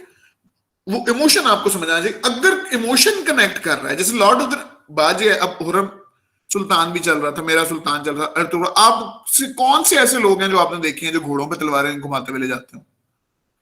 आप बेसिकली आइडियलाइज्ड एक चीज है जिससे आप रिलेट करते हो, आप रिलीजन से रिलेट कर रहे हो, आपको शहजादे शहजादियों की कहानियां अच्छी लगती हैं, वो शहजादे शहजादियों की कहानियों की वजह से आपको बेसिकली, वरना आपने कहां शहजादे शहजादियां देखे हैं अपनी जिंदगी में, नहीं देखे हुए ना, तो फिर हम ये क्यों कहेंगे जी रिलेटेबल ही नहीं है, मेरे घर में कौन सी अम्मी जो है वो कोई मलका बादशाह बेगम बैठी हुई तो मैं ना रिलेट करूं, ये नहीं होता ना। आपकी अपनी फैंटेसीज और फियर्स और आपके अपने बहुत सारे इमोशंस, उनको कनेक्ट करना, असल में अगर कहानी में वो कनेक्ट हो गए तो फिर सब कनेक्ट हो गया। आप तो बिल्ली की, पत्ते की, चूजे की, चिड़िया की, वरना इस तरह से अशोक की जो कहानियां हैं, जितनी भी आपकी ये जो कछुआ और खरगोश और ये कौवा और लोमड़ी है, तो फिर कहीं से भी कनेक्ट करने वाली कहानियां नहीं है। अगर आप असल रियल सिचुएशन में ही कहानी सुनाना है तो फिर तो वो कहानियां ही नहीं है जो आपके यहाँ एग्जिस्ट करती हैं, ठीक है।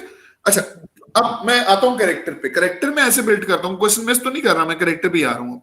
नहीं, यहाँ पे सिर्फ उमेमा ये कह रही है कि आपका जो a good developed character is the one the audience can empathise with.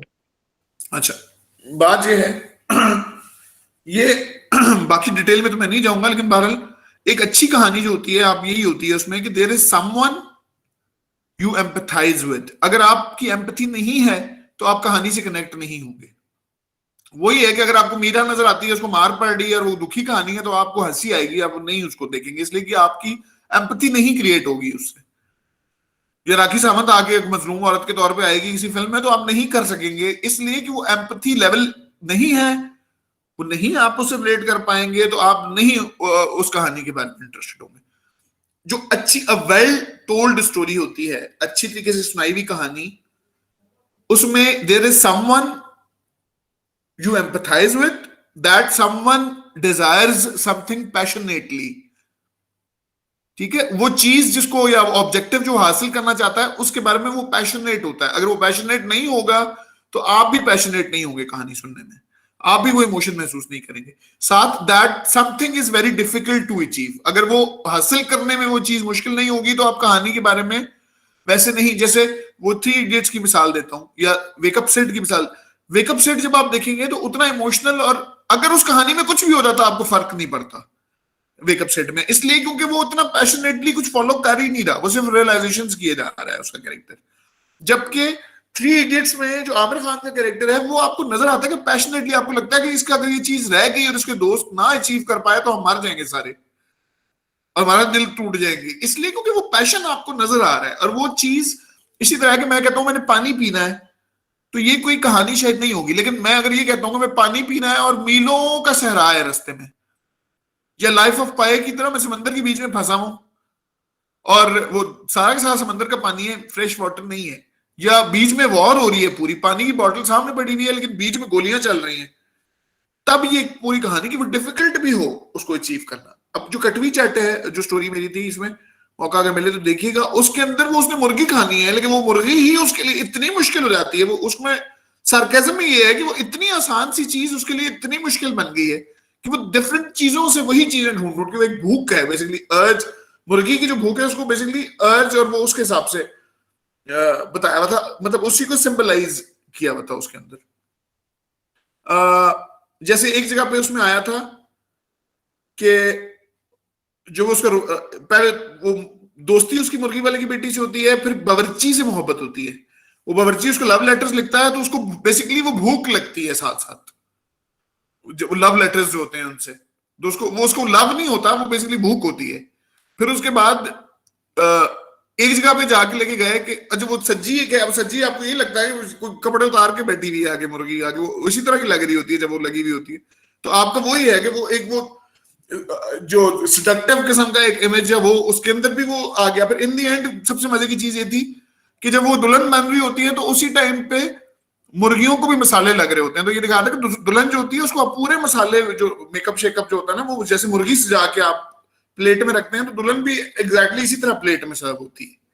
मतलब ये सिंबलिज्म था उसके अंदर ये चीजों का, तो ये सारी चीजें इसमें यूज होती हैं। अच्छा, फिर that something is very difficult to achieve, और एंड पे है कि कोई एक रेजोल्यूशन है।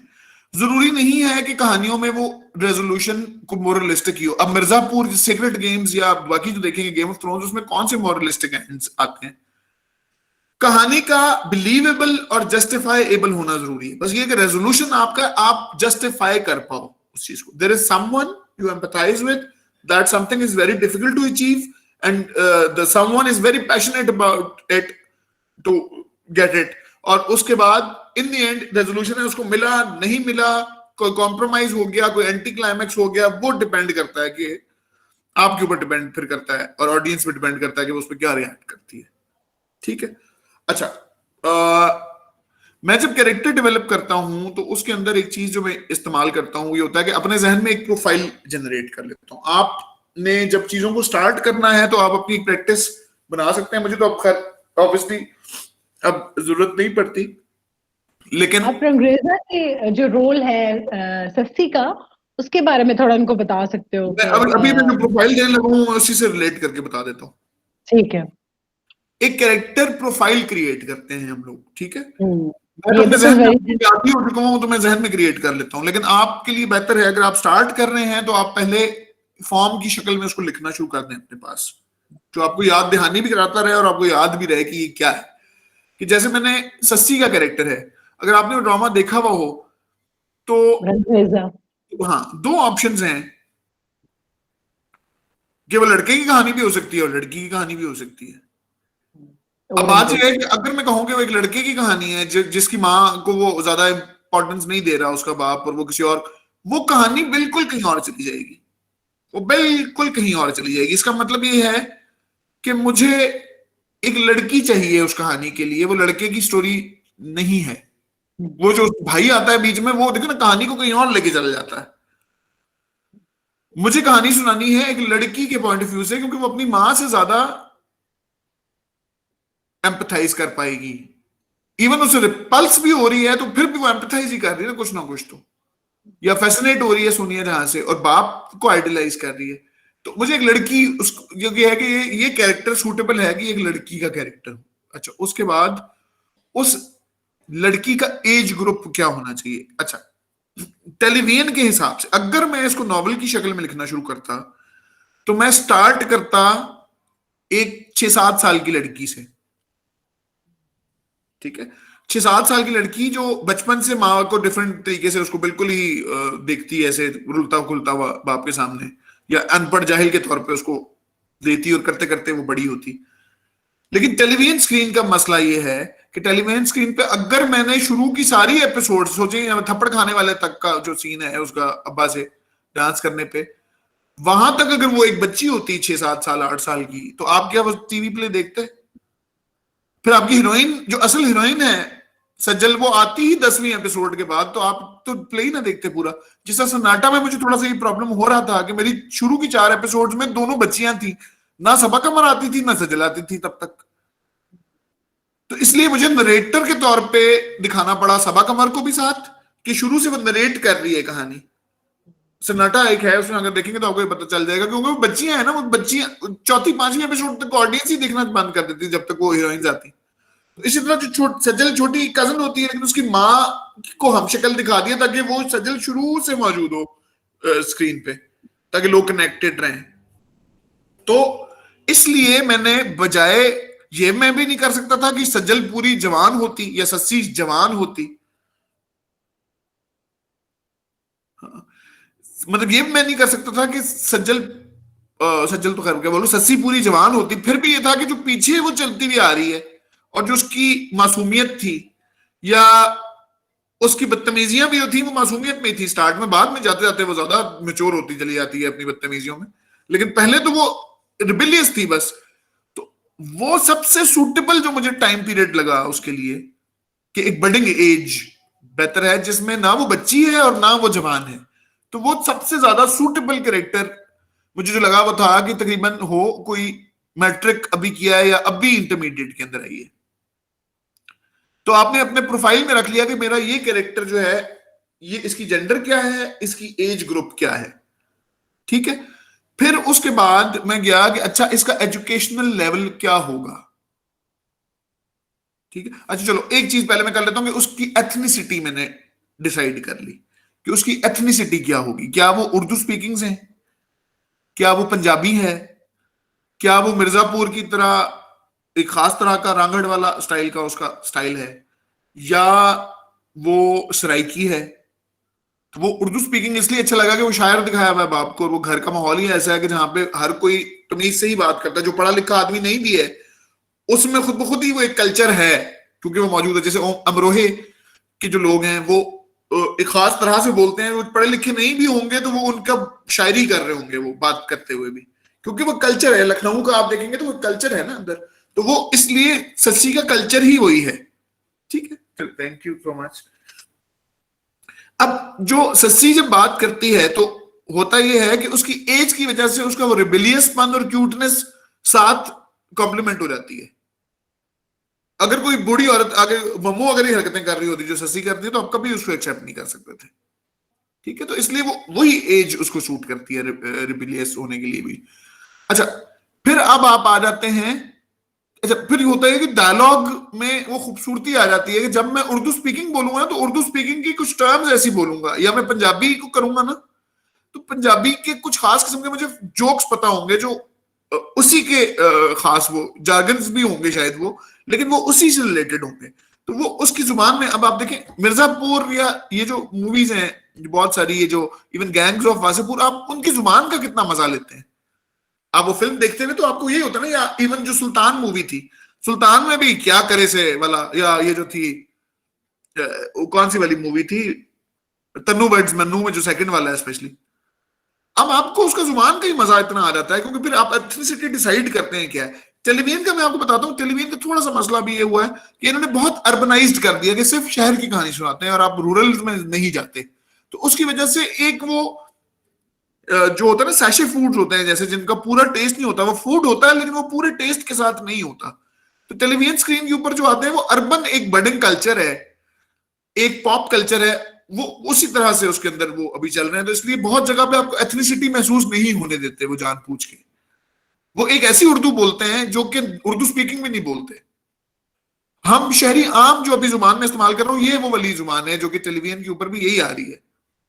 तो कल्चरल अगर आप कहते हैं ना वो जुबान क्यों नहीं रही जो नॉवेल्स में थी, वो पुराना। तो अब बात यह कि हर कैरेक्टर को मैं अमराव जाना दा तो नहीं बना सकता, मुझे चले इसके अंदर और अंग्रेजा के अंदर ये मार्जिन मिल गया कि एक शायर का घर है तो शायर का और उर्दू स्पीकिंग का तो वो कल्चर है जहां पे वो इस तरह की बात कर सकते हैं। लेकिन अगर मैं वही इल्तिजा एक ड्रामा मेरा और था जिसमें वो बच्चा डिसेबल्ड, उसमें अगर यही जुबान इस्तेमाल कर रही होती तूबा, तो आप कहते हैं पागल हो गए हैं कि मतलब ये क्या शायरी की जा रही है शौहर के सामने।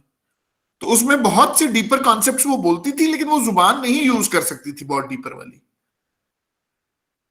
ठीक है, जो जो वो इधर कर सकती थी, या वो जितनी फ्रैंकनेस से मम्मू को छेड़ती थी, वो जो तुबा का भी उसमें अगले में एक वो माँ के साथ कॉन्फ्लिक्ट था, लेकिन वो माँ से और तरीके से गिला करके बात करती, ये तो उसको कहती है अच्छा बड़ा मीने कुमारी बनी हुई है, बड़ा अच्छा ये और वो करके, और वो मजाक मम्मू का उड़ाती है हर थोड़ी बात।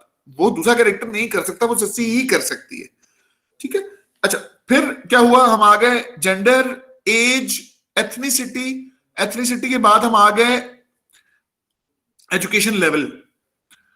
अगर आप और अंग्रेजा को ही देखेंगे तो आपको सबका एजुकेशनल बैकग्राउंड नजर आ जाएगा। करीबन एक बात करेगी आपको पूरा उसका एजुकेशनल नजर आ जाएगा कि उसके पास एजुकेशनल बैकग्राउंड कुछ भी नहीं है, वो कभी स्कूल नहीं गई। मम्मो कभी स्कूल जाता हुआ कैरेक्टर आपको नहीं लगेगा। ठीक है, आपको सस्सी लगती है, हाँ अभी नई जनरेशन में पढ़ रही है, कासिम पढ़ा लिखा लगता है।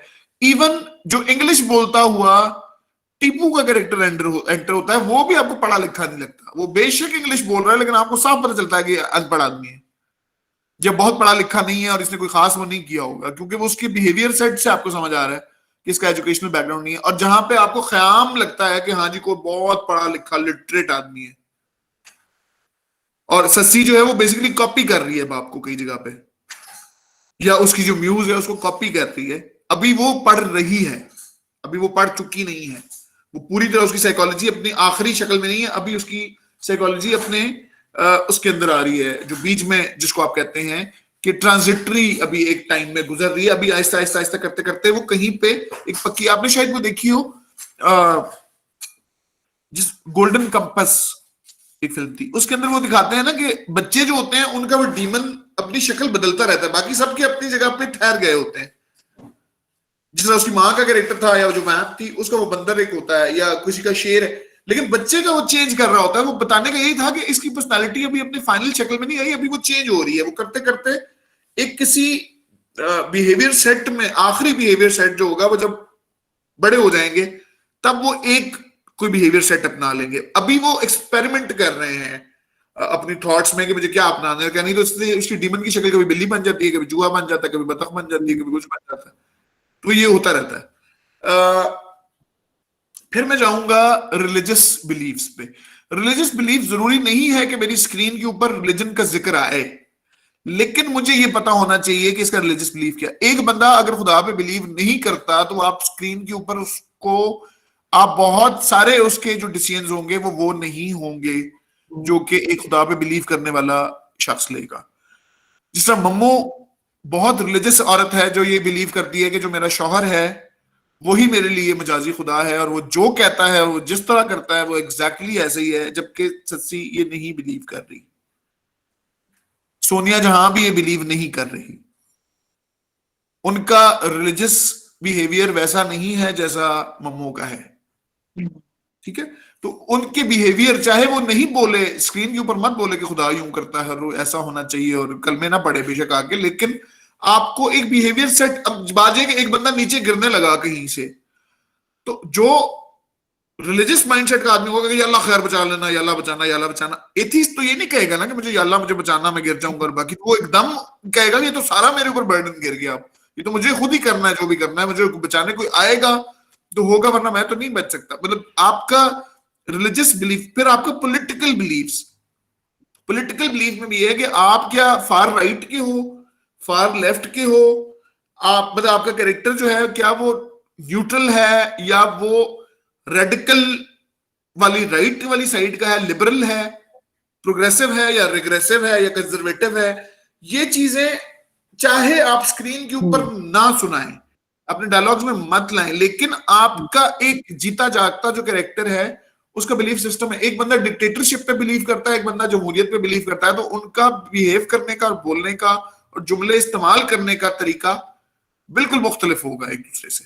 जैसे हम कलमा पढ़ लेते हैं, रसूल पढ़ लिया ना, ये जुमला हमारी पूरी लाइफ डिफाइन कर देता है कि हमारा बिहेवियर सेट क्या होगा, और हमने पूरी कायनात हमारे लिए कहां खड़ी हुई है, वो पूरा ये एक रिलीजियस बिलीफ बता देगा। फिर एंड के करीब जाते जाते एक चीज ये हो सकती है कि आपने हायरार्की तय कर ली कि कौन घर में किस लेवल पे है। पावरफुल। ठीक है, कासिम का क्या वहां पे स्टेटस है, और सस्सी का क्या स्टेटस है, मम्मू का क्या स्टेटस है, और जो आपकी करीमन है उसका क्या स्टेटस है, उसी तरह से ख्याम का क्या स्टेटस है। फिर लास्ट में चीज ये आ जाती है कि आप एक दूसरे से रिलेशनशिप्स क्या हैं किसी कैरेक्टर के। सस्सी कभी भी ख्याम से उस तरह बात नहीं करेगी जैसे वो मोमो से बात करती है। वो मम्मो से भी उस तरह नहीं बात करेगी जैसे वो कासिम से करती है। मम्मो को जो भी वो कह ले, लेकिन ओए बोंगे, ओए पागल, ओए इस तरह से तो करके नहीं बात करेगी फिर भी उससे।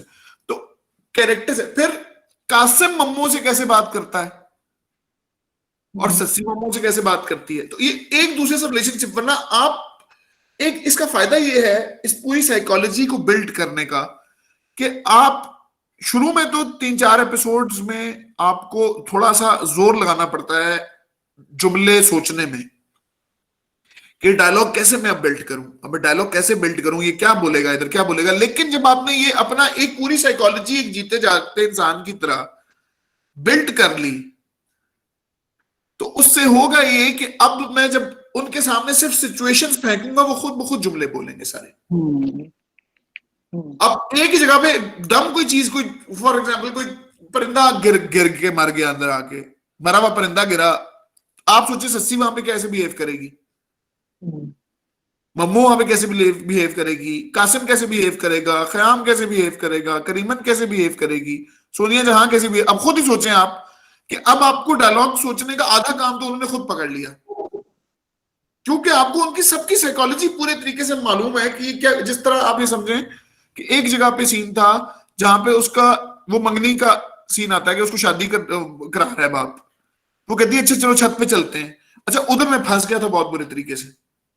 अब मुझे समझना है कि अब ये सस्सी है, ये बागी भी है, अगर ये वही दिखाएंगे कि उधर खड़ी हुई है, उसने कहा नहीं मैंने नहीं शादी करनी, नहीं नहीं मैंने ये तो ट्रे फेंक देनी है, मैं तो नहीं करूंगी ये, वो भी बहुत टिपिकल और स्टीरियोटिपिकल चीज बन जाएगी। सस्सी क्या करेगी इस सिचुएशन में, क्योंकि सस्सी एक डिफरेंट माइंडसेट की, तो वो करती ये है कि उसको छत पे ले जाती है अपने सामने, उसके सामने छलांग मार देती है छत से, और उसका कहने का मकसद ये होता है कि अगर ये मैं अपने साथ कर सकती हूँ तो फिर मैं तुम्हारे साथ सोच लो फिर मैं क्या कर सकती हूँ उसके बाद। तो वो सस्सी ने खुद डिसाइड करवाया, जबकि मुझे ये था कि टेलीविजन पे मैं ये कहेंगे हो ये छलांग कर मारने वाला तो हो ही नहीं सकता, कौन सी लड़की है जो छलांग मार देती है, लेकिन सच्ची है, उसकी पूरी साइकोलॉजी है ना, तो वही सीन सबसे ज्यादा पॉपुलर सीन्स में से एक है कि वो कूद गई, वो छलांग मार दी टाइटैनिक की तरह, उसने उसको बेवकूफ बना दिया, क्योंकि वो सच्ची है। कई जगह पे एज अ राइटर मुझे चैलेंज भी कर सकती है, सही बात है, मैं एक एज अ मेल लिख रहा हूं ना एक फीमेल कैरेक्टर, वो जब मेल हिपोक्रेसी के बारे में बोल रही है तो कई जगह पे सही बात है उसने मुझे भी वो थोड़ा परेशान किया होगा कि भाई मतलब उसमें अगर मैं डिक्टेटर बन जाऊं और हर किसी से वही जुमले बनवाना शुरू कर दूं और फोर्सफुली मुंह में ठोसूंगा तो नजर आएगा कि मैंने ये जुमला ठोसा है।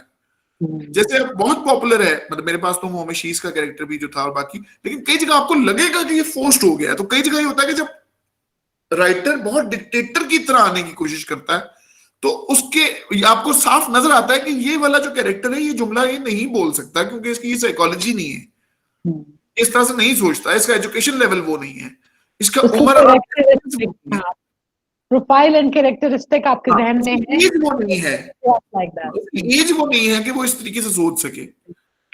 तो आप वही है कि आपको जमहूरियत रखनी पड़ती है थोड़ी सी स्क्रिप्ट लिखते हुए भी, कि आपको फिर कैरेक्टर्स खुद सोचे ना, कैरेक्टर्स आपने बिल्ड कर दिए तो फिर आपको ये अल्लाह ताला ने आपको बिल्ड किया, आपको बनाया, आपको एक साइकोलॉजी दी, ट्रैक दिया, आपको एक साइकोलॉजी दे दी, अब आप आगे खुद अपनी कहानी खुद चूज करके खुद बना रहे होते हो, आप ये नहीं कर सकते कि जबरदस्ती। हाँ ये जरूर है कि जब मैं स्क्रिप्ट लिख रहा हूं तो मुझे ये पता है कि अब एक मोमेंट है जहां पे सस्सी का जो ख्याली बुत है बाप का वो टूटना है, वो इवेंट मुझे पता है कि वो आना ही आना है, उसे मैं नहीं छोड़ूंगा, लेकिन वहां तक मैं आते हुए क्या क्या होना है ये मुझे सस्सी को छोड़ना पड़ेगा, वो अपनी मर्जी से हरकतें कर रही है, वो खुद डिसाइड करते करते इन दी एंड जब उस मोमेंट में खड़ी हुई और वहां पे जब बाप थप्पड़ लगा जाता है और वो आगे से कहता है कि तुम में तो वाइफ क्यों बन गई हो, तो वो हैरान हो रहती है कि ये तो म्यूज समझता था सोनिया जहां को और मेरी माँ को, ये बेसिकली माँ उसको कहती रहती है कि तुम्हारा बाप कभी एक्सेप्ट नहीं करेगा, तुम्हें लगता है कि मैं तुम्हें उसे ये चाहिए, उसको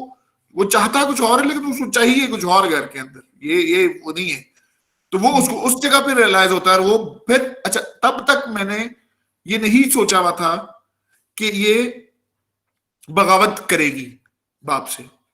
मैंने जो ओरिजिनल स्टोरी बनाई थी उसमें 3-4 सेट थे कि पहले बाप होगा, फिर उसके बाद एक भाई के साथ उसका वो एक हिपोक्रेसी की पूरी कहानी चलेगी कि अपनी गर्लफ्रेंड के साथ वो और तरीके से बिहेव कर रहा है लेकिन बहन को कह रहा है कि नहीं, और ये आप ये रिलेटेबल है कि आप होता है कि जी भाई ने कहा बहन को जो मेरी गर्लफ्रेंड है उसको घर तो फोन करके जरा सहेली बन के फोन कर दो, लेकिन आप कभी आप बहन के तौर पे भाई को कह सकते हैं कि उसको जरा कॉल कर देना, आप शायद कर सकते हो लेकिन पहले तो नहीं था, अभी ज्यादातर मेजोरिटी में ये नहीं है, ये नहीं हो सकता होता इसी तरीके से, वो बिल्कुल और गर्लफ्रेंड में चीजें अच्छी लग रही है वो बहन में अच्छी नहीं लग रही होती, वो बुरी लग रही होती है इंसान को, ठीक है, तो ये एक रिलेटेबल चीज है।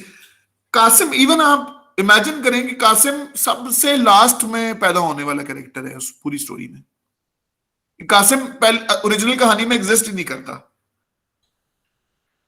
कासिम बेसिकली आया था 4 कहानियों को जोड़ने के लिए, कि जो जितने उसमें फेजेस थे उसमें कासिम बेसिकली जोड़ने के लिए था कि आपस में जुड़े हुए हों, और कोई एक बंदा तो उससे मोहब्बत कर रहा हो ना, कोई एक बंदा हो जिसको वो खुद आइडियलाइज, मतलब अगर देखा जाए तो सस्सी को ऑइडिपस कॉम्प्लेक्स दिखाया हुआ है, अगर आप फ्रॉइड की थ्योरी में अप्लाई कर रहा होता हूँ ईगो सुपर ईगो की, अब हमारे पास इतना टाइम नहीं है कि मैं उसमें बहुत डिटेल में जाऊं, लेकिन शेडो और पर्सोना की जो थ्योरी है कार्ल जुंग की, क्योंकि मैंने एक रियल ह्यूमन क्रिएट करना है ना, एक कैरेक्टर जो बिलीवेबल है, जो राउंड कैरेक्टर है, जो कि इंसानों की तरह बिहेव करता है, तो उसके अंदर एक ऑइडिपस कॉम्प्लेक्स होता है कि जो बेटी है वो बाप को आइडियलाइज करती है आशिकों की तरह, मतलब उसमें अगर आप देखें तो वो सब टेक्स्ट में आशिक है अपने बाप के ऊपर, इसीलिए उसको वजी कमाल अच्छा लगता है क्योंकि वो एग्जैक्टली उसके बाप की तरह लगता है और उसके बाप की तरह बिहेव करता है, बिल्कुल एग्जैक्ट तो वो बिहेव नहीं करता लेकिन वो उसमें डिक्टेटरशिप जो है वो एग्जैक्ट वही है कासिम उसको कभी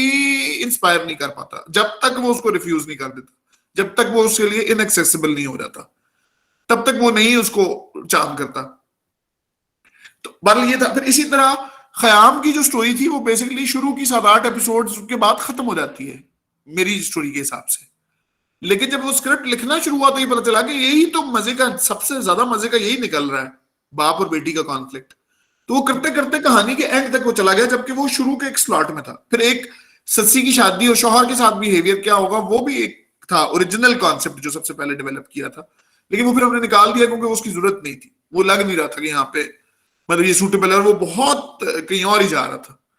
बेटे का भी एक कहानी, मतलब जो ओरिजिनल में लिखा हुआ है उसका नाम था तह दर तह।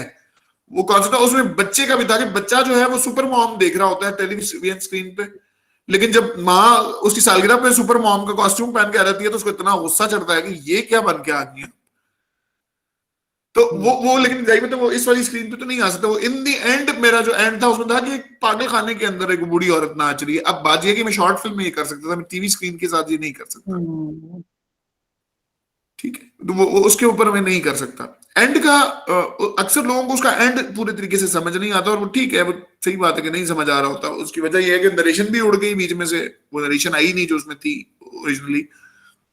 मैं बता देता हूँ कि वहां पे हुआ कि मैंने ये किया था कि जब सस्सी को इन दी एंड पता चलता है सोनिया जहां के मरने के बाद कि मेरी असल दुश्मन तो मैं खुद थी, मैं खुद अपने आप से फाइट कर रही थी, अपनी एक्सपेक्टेशंस भी नहीं पूरी उतर पा रही थी, और मेरा असल तो मेरा अपना आप से लड़ाई थी थ्रू आउट, और मुझे तो कोई ब्लेस नहीं मिला सुपरस्टार बन के, कोई ब्लेस नहीं मिला, उल्टा डिप्रेशन और वो अजीबोगरीब और टूटने का डर, वो जो सोनिया जहां जैसे खत्म होती है उसके सामने, तो देखिए अगर मैं इधर पहुंचूंगी उसके बाद फिर मैं टूटने का एक खौफ एक होगा कि मैं अब मर ना जाऊं, मैं खत्म ना हो जाऊं, फिर मैं उस चीज के साथ फाइट करती रहूंगी। तो वो इन द एंड बेसिकली वो डिसाइड करती है कि मैंने मटेरियलिज्म है उसको फेंक दिया उठा के साइड पे।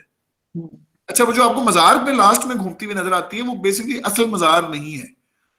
होता यह है कि आपने अगर देखा हो बुद्धिस्ट जो थोड़े वो जो मॉन्क्स होते हैं या जो नन्स होती हैं या जो अकेले में चले जाते हैं लोग, दुनिया को त्याग देते हैं, या इवन हिप्पी कल्चर वेस्ट में अगर आप एंटी मटीरियल किस्म की मूवमेंट देखेंगे तो वो हिप्पी कल्चर है जिसके अंदर वो अपने आप को जानबूझ के मलामत में डालते हैं, वो जानबूझ के बुरी चीजों को वो निकाल देते हैं। तो मैंने बेसिकली हिप्पी कल्चर और जो बुद्धिस्ट के अंदर दुनिया को त्याग दे के वनवास ले लेने का जो कॉन्सेप्ट है उसको ट्रांसलेट किया था अपने कल्चर में, कि हम सूफीज्म से फिर रिलेट करते हैं सीधे जाके।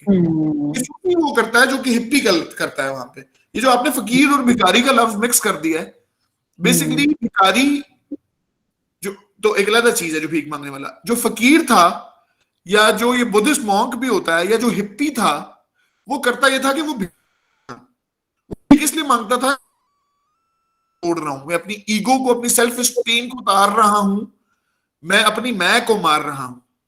तो वो इसलिए ये फकीर बेसिकली भीख मांगता था, या जो भिक्षु था वो भीख मांगता था, या हिप्पी जो था वो इस तरह का कि आप जो होता है ना मलामती, अपने आप को मलामत करना, इतना मलामत करना कि मैं कुछ नहीं हूं, मैं एग्जिस्ट ही नहीं करता, मैं मेरी कोई औकात नहीं है, ताकि मैं खुदा से कनेक्ट हो सकूं, मैं अपनी मैं को मार के। तो ये वो है जो नाम है मूसा ना फिरौन नाम है वो करके, वो वाला भी एक है। और एक मलामती पीर जिसको आप कहते हैं कि अपने आप को गंदा रखते हैं बाकी करते हैं, वो एक मूवमेंट है जो एंटी मटेरियलिस्टिक है कि मैंने नहीं सोसाइटी के स्ट्रक्चर के अंदर फिट इन होना, आप मुझे जबरदस्ती फिट इन करने की कोशिश मत करें उस सोसाइटी स्ट्रक्चर और उन बिहेवियर्स में। अब इसके लिए देखिए, फिर आप जब भी कहानी लेके चलेंगे एज एन आर्टिस्ट, मुझे लगता था कि स्किल और क्राफ्ट काफी है, लेकिन अब चीज ये है कि टाइम के साथ साथ खुद महसूस किया मैंने रिलेट करने के लिए भी कि आपकी कहीं ना कहीं कोई फिलॉसफी भी होनी चाहिए। जितनी आर्ट है श्याम बेनेगल की, इंडिया की जितनी है, चाहे वो एक मियां बीवी के रिलेशनशिप पे भी हो, लेकिन उसके अंदर कहीं ना कहीं वो मार्क्सिस्ट और माओइस्ट और वो कम्युनिस्ट वाला एक माइंडसेट, एक फिलॉसफी आपको नजर आ रही होती है। इसी तरह मैं अगर वो कोई चीज कर रहा हूँ, सस्सी में आपको एक प्रो फेमिनिस्ट एक थ्योरी पूरी नजर आ रही होगी, ये नहीं होगा कि वो नहीं बस हम, क्योंकि एज अ राइटर मेरा कोई बिलीफ सिस्टम तो होगा ना। Exactly. और मैं अपना कोई फिलॉसफी बता, इशफाक अहमद अगर कोई कहानी सुना रहे हैं तो वो कहीं ना कहीं घूम के फिर वो सूफीज्म और उसी पे आ रहे हैं ना।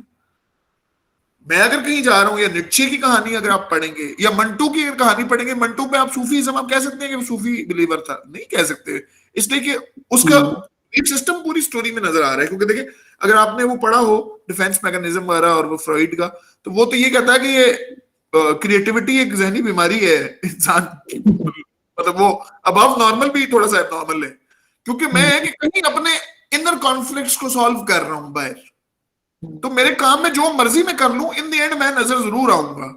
एग्जैक्टली। मैं जितना मर्जी अनरिलेटेड किस्म के सर्कमस्टांसेस और एनवायरनमेंट में ले जाऊं अपने कैरेक्टर्स को, लेकिन वो इन द एंड मैं जरूर कहीं ना कहीं मौजूद हूंगा उसके अंदर, क्योंकि मैं अपने अंदर भी तो बहुत से कॉन्फ्लिक्ट्स होंगे ना। स्क्रिप्ट में मुझे सबसे अच्छी बात यही लगती है नॉवल के मुकाबले में, नॉवल में आप ना मोनोलॉग कर रहे होते हो, एक बंदे के पॉइंट ऑफ व्यू से सारी बातें कर रहे होते हो। जितने कैरेक्टर्स भी आते हैं, वो मेन जो कहानी सुना रहा है या मेन जो आपका प्रोटैगनिस्ट है, उसी के पॉइंट ऑफ व्यू से वो नजर आ रहे होते हैं। स्क्रिप्ट में मजे की बात यह है कि जब मैं लिखना शुरू करता हूं कि मेरा प्रोटैगनिस्ट खड़ा हुआ है एंटैगनिस्ट के सामने, तो एंटैगनिस्ट वो पुराना वाला एंटैगनिस्ट नहीं रहा अब, जो था ना शक्ति कपूर के अपने आप को कहा मैं कुत्ता कमीना जलील हूं, ये नहीं करता अब प्रोटैगनिस्ट।